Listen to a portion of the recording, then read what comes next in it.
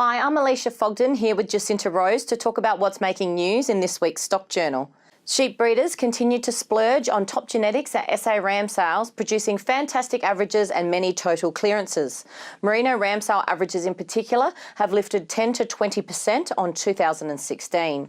And the momentum has continued into the British breed sales, although the rises have been slightly more modest.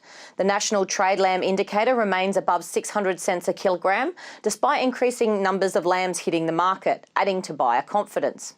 A highlight this week was Alan and Lynn Shinkle's Lenala Paul Dorset stud dispersal at Naracoorte, where a record average of 6,292 was achieved for 12 stud rams and a total clearance of flock rams. Southeast landholders are being urged to have their say to ensure federal government funding for the region's aerial deer culling program continues.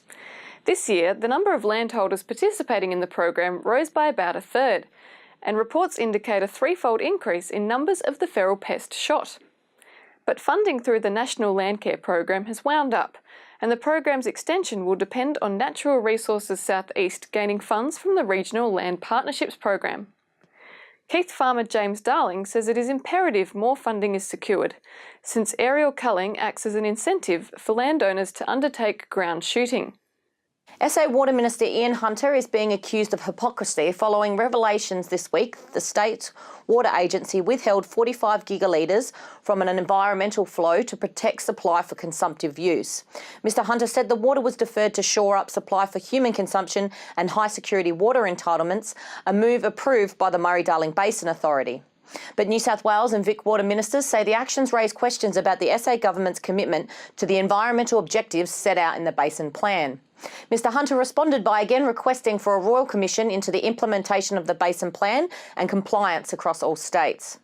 And put all of these allegations on the table, he said. Last week, news of a wool tampering scam hit the headlines, with 16 bales of top-quality merino fleece allegedly being replaced with inferior wool before being exported to China. Victorian Police Inspector Jamie Templeton says a crackdown on cash transactions could be in the pipeline. He said there was area for improvement within wool's cash market, particularly around ensuring the correct paperwork and identification were provided.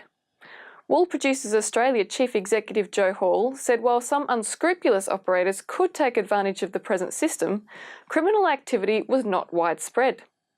But she emphasised Australian wool exporters could not afford to erode any trust built with Chinese buyers. For details on these stories and more, make sure you grab a copy of this week's Stock Journal.